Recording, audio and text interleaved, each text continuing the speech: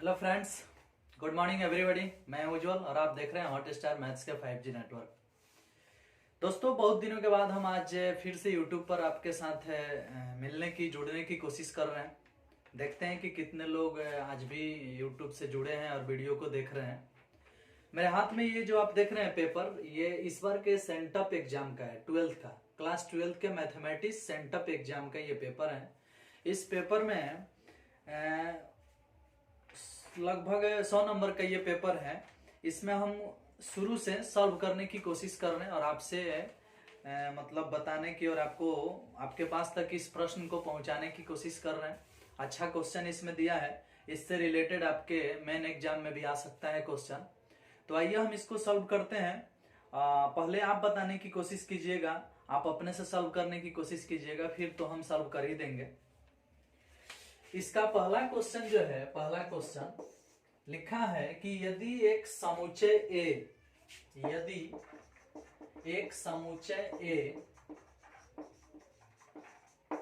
यदि एक समुच्चय ए में एक संबंध आर हो, एक संबंध आर हो और x, y एलिमेंट हो R का,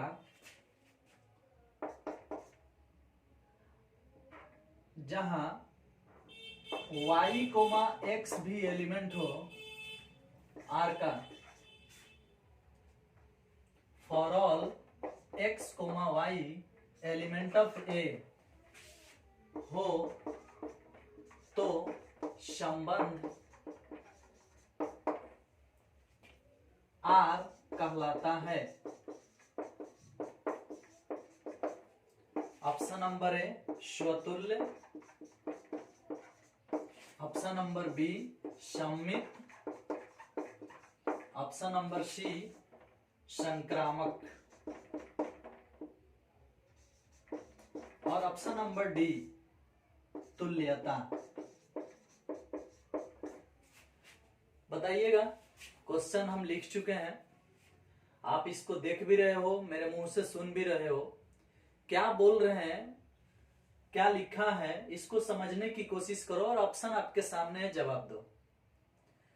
क्वेश्चन ये है कि यदि एक समुच्चय ए में एक संबंध आर हो और x, y एलिमेंट हो आर का, मतलब संबंध का ये अगर सदस्य है, y, x भी संबंध का सदस्य है और for all x element of x, y element of a, मतलब सभी x और y सदस्य हैं किसका, a का, तो संबंध R कहलाता है। आप जवाब अब तक दे चुके होंगे, मैं भी जवाब दे देता हूं। इसका ऑप्शन नंबर बी सही है।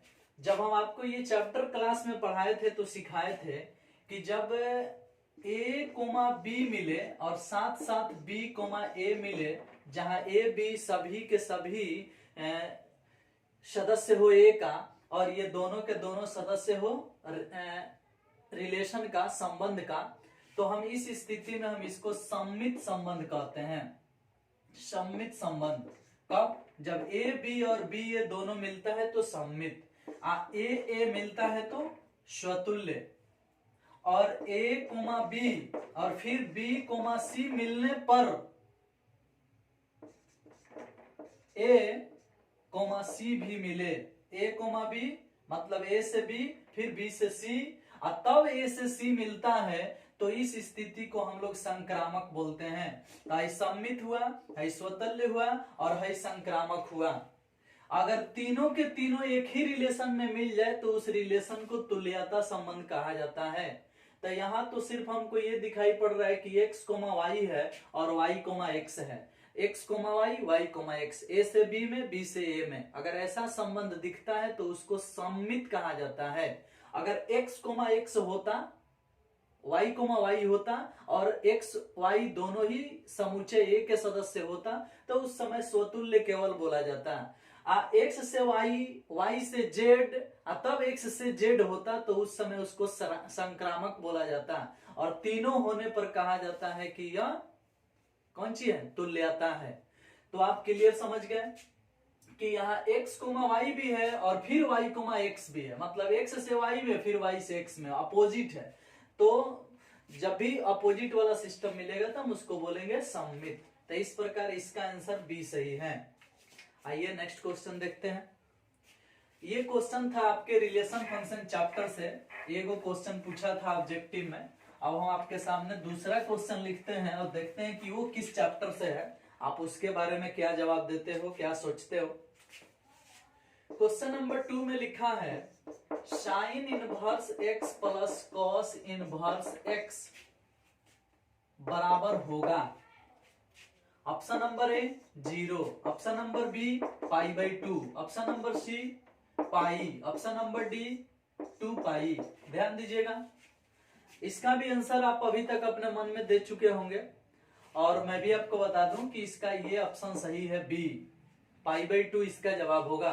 क्योंकि जब हम आपको आईटीएफ पढ़ाए थे तो हम sign inverse x plus cos inverse x बराबर पाई बाई 2 सिद्ध किए थे। खाली साइन और कॉस का ही नहीं, अगर tan inverse x plus cot inverse x के बारे में भी पूछा जाएगा तो ये भी होता है पाई बाई 2। अगर sec inverse x plus cosec inverse x के बारे में पूछा जाएगा तो इसका भी जवाब होगा पाई बाई 2। और इस टाइप के हम ये तीनों के तीनों सिद्ध किए थे आईटीएफ चैप्टर में। तो आप समझ गए कि इसका आंसर क्या होगा, पाई बाई 2 होगा। ये आपका इस पेपर का क्वेश्चन नंबर 2 था। ऑब्जेक्टिव में ऐसा प्रश्न पूछ सकता है, इंपॉर्टेंट क्वेश्चन है, फॉर्मूला भी आपको देख लेना चाहिए। कभी कभी क्या करेगा कि पाई बाई 2 में से कॉट इनवर्स घटा देगा तो आंसर होगा tan inverse x। Pi by 2 में से कॉसेक इनवर्स घटा देगा तो आंसर होगा सेक इनवर्स x।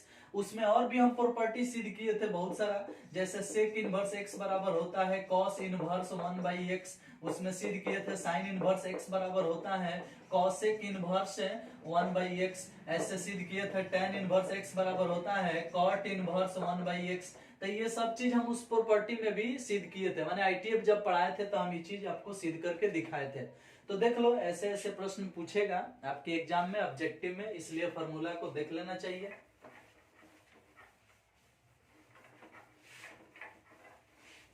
चलिए अब इसका क्वेश्चन नंबर 3 देखते हैं, कितना अच्छा अच्छा क्वेश्चन पूछ रहा है और मेरे विद्यार्थी इसको बना पाएंगे कि नहीं ये भी हम देख लेते हैं। क्वेश्चन नंबर 3 में लिखा है tan inverse x plus y बटा 1 माइनस एक्स वाई बराबर होता है।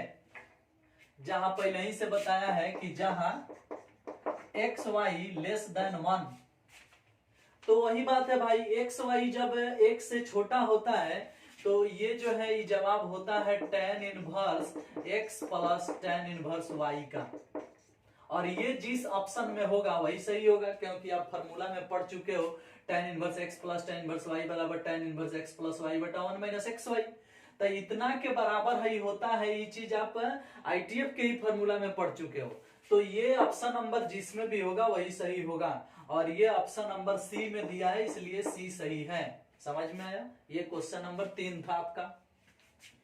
क्वेश्चन नंबर 4 देखिएगा, 4 डिटर्मिनेंट से आ गया भाई, 2 5 3 7। अब इसका मान कोई पूछेगा तो भाई तो आप लोग धनाधन बनाओगे, 7 दूना 14, आप 15, 14 में से 15 गया -1। अब -1 जिस ऑप्शन में होगा वही सही होगा, और यहाँ बी में दिया है -1 इसलिए बी सही है। ये क्वेश्चन नंबर 4 था। अब क्वेश्चन नंबर 5 के बारे में कोई पूछ रहा है, इस तरह से लिखा है x अल्फा y बीटा बराबर में 0। अब इससे क्या बनेगा इसको देखना है भाई। तो देखो इसको भी वैसे ही सॉल्व करते हैं, इससे इसमें गुना होगा तो हो जाएगा x बीटा, इससे इसमें गुना होगा तो माइनस अल्फा y, ऐसा हो जाएगा x beta minus alpha y बराबर में 0। अब इस परिस्थिति में देखना है कि इसमें कौन सा ऑप्शन सही है भाई। तो ऑप्शन कुछ अलग लिखा है, आइए ऑप्शन भी आपके सामने दिखाते हैं। इस प्रश्न के लिए ऑप्शन नंबर ए दिया है x बटा अल्फा प्लस में y बटा बीटा बराबर 0। बी ऑप्शन में दिया है x बटा अल्फा माइनस में y बटा बीटा बराबर में 0। सी में दिया है x बटा बीटा माइनस में y बटा अल्फा बराबर 0। और डी में दिया है x बटा बीटा प्लस में y बटा अल्फा बराबर में 0। अब आप सोच में पड़ जाएंगे कि इसके लिए कौन सा सही है भाई। तो देखो, इससे इसमें गुना करोगे तो एक्स बीटा आया है, इससे इसमें गुना करोगे तो एक्स बीटा, इससे इसमें गुना करोगे तो अल्फा वाई। अब इससे हई चीज को खोजना है कि कौन सा मैच कर रहा है। तो तुमको कुछ नहीं करना है, बस थोड़ा सा दिमाग लगाना है, ये सब बड़ी आसानी से प्रश्न बन जाता है। कैसे दिमाग लगाना है, यहाँ एक्स बीटा है, हम इसमें अल्फा बीटा से भाग दे देते हैं, इसमें भी अल्फा बीटा से भाग दे देते हैं, तो बीटा से बीटा खत्म तो एक्स बटा अल्फा बचेगा, अल्फा से अल्फा खत्म तो वाई बटा बीटा बचेगा, इसमें भी अल्फा बीटा से भाग देंगे तो जीरो आएगा। तो ये किस में है देख लो, एक्स बटा अल्फा वाई बटा बीटा किस में है भाई, एक्स बटा अल्फा वाई बटा बीटा किस में है, ऑप्शन नंबर बी में। तो इस प्रकार से ये सही होगा। तो ये था आपका क्वेश्चन नंबर 5। आपके सेंटअप एग्जाम का ये पेपर मेरे हाथ में है, इससे ही कुछ मिला जुला वहां भी आता है और बड़ी ही आसान प्रश्न है। ऐसा ही आपके एग्जाम में आएगा, बड़ी आसान प्रश्न आएगा, इसलिए थोड़ा सा देख लिया करो। क्वेश्चन बैंक का भी क्वेश्चन सॉल्व कर देंगे हम कभी वीडियो पे, आप उसको भी देख लीजिएगा। अच्छा से तैयारी कर लीजिए किसी भी तरह से। मैथमेटिक्स में मेरे यहाँ के विद्यार्थी तो 100 में 100 लाते हैं, 99 98 इतना ला चुके हैं। कोशिश है कि इस बार के भी बच्चे माने अच्छा स्कोर करें, इस बार के भी बच्चे 100 में 100 लाएं। आइए देखते हैं क्वेश्चन नंबर 4 देखते हैं। 4 कर रहे हैं 6, क्वेश्चन नंबर 6 में लिखा है 2 8 10 3 5 8 7 -4 3 बराबर 0 बराबर व्हाट पूछा है। तो option number A B C D सब देख लो। ऑप्शन इसके लिए दिया है, ए में दिया होगा 242, बी में दिया है 365, सी में दिया है 140 और डी में दिया है 0। तो इसको तो अधिकांश लोग 0 ही बताएंगे, 0 ही आंसर होगा। देखते ही आप लोग हल कर लेंगे। एक्सपेंडिंग करना है, इसमें कुछ है ऑन एक्सपेंडिंग अलोंग R1 से एक्सपेंडिंग होगा तो 2 यहाँ लिख देंगे।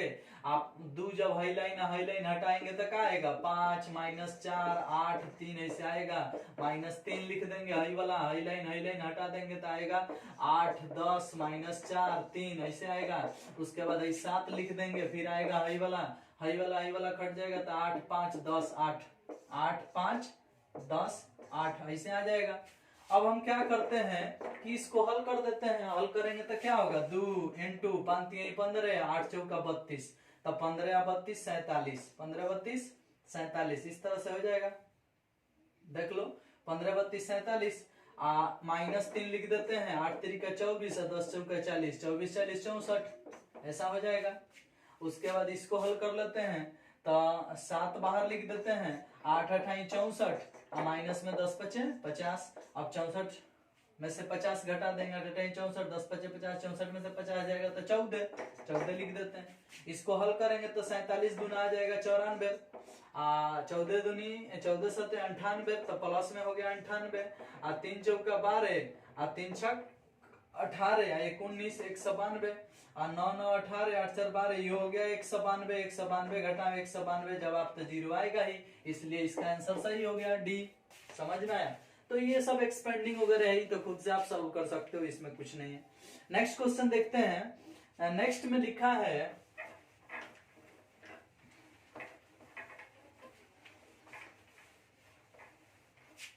आइए तो देख लेते हैं। क्वेश्चन नंबर 7 में लिखा है I =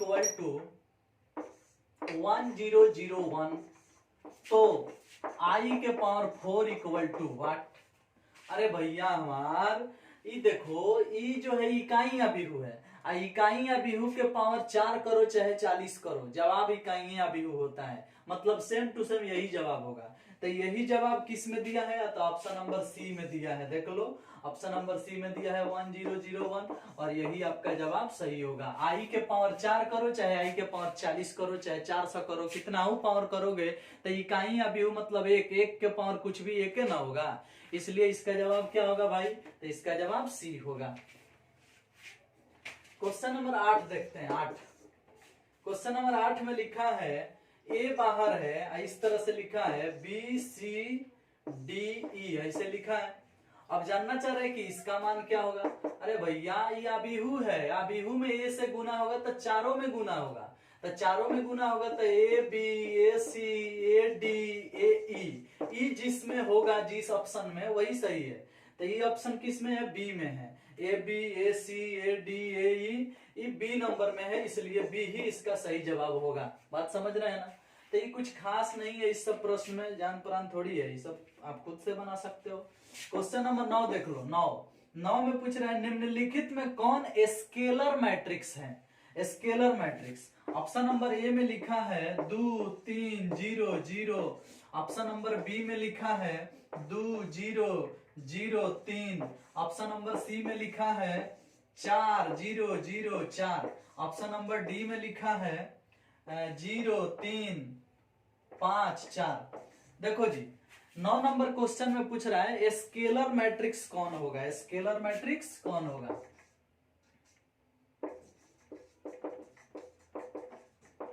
स्केलर मैट्रिक्स, तो देखो स्केलर मैट्रिक्स में हम आपको पढ़ाए हैं कि मुख्य विकर्ण सेम सेम होना चाहिए और बाकी सभी सदस्य शून्य होना चाहिए। तो मुख्य विकर्ण सेम सेम और बाकी सभी सदस्य शून्य।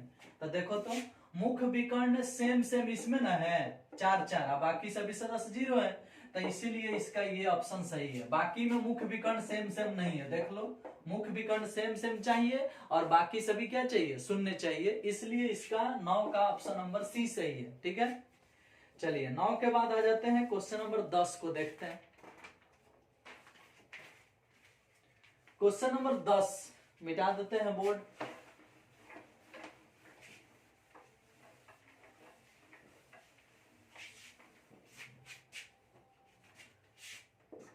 क्वेश्चन नंबर 10 में लिखा है 2 into x 4 0 5 plus 3 into 1 2i 3 1 बराबर 5 26 9 13।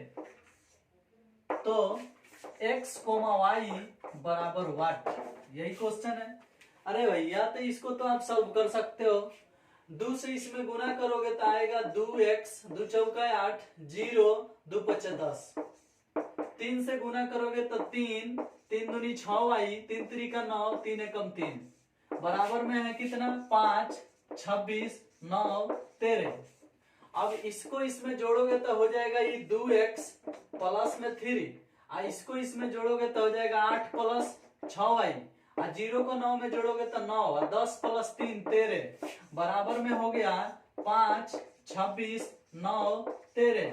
अब देख भाई, 9 13 9 13 मिल रहा है, इसके बराबर है ले लो, इसके बराबर है ले लो, तुलना करने पर।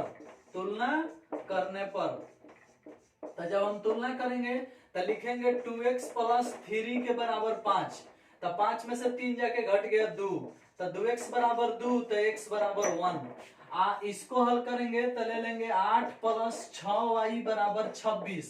26 में से 8 जाके घट जाएगा तो कितना आएगा? 18। 18 में 6 से भाग लगेगा 3, 6y बराबर 18, तो y बराबर 3। तो 1 का 3, 1,3, ये जिस ऑप्शन में होगा वही सही होगा। तो 1,3 किस में है? बी में। इसका ऑप्शन नंबर बी सही है, 1,3। बात समझ रहे हो? तो इस प्रकार से क्वेश्चन नंबर 10 यानी मैट्रिक्स का ये क्वेश्चन था, ये भी क्लियर हो गया। आप इसे भी बड़ी आसानी से समझ गए, कोई खास दिक्कत आपको नहीं हुआ होगा। ठीक है, तो इसमें आज हम 10 ही क्वेश्चन रहने देते हैं। देखते हैं कि इस 10 प्रश्नों को कौन कौन विद्यार्थी देख रहे हैं, कितने लोग देख रहे हैं, और फिर नेक्स्ट डे 10 के आगे और भी क्वेश्चन है उसको भी सॉल्व करेंगे। आज छोटा ही वीडियो बनाएंगे बस। That's all, thank you, bye bye.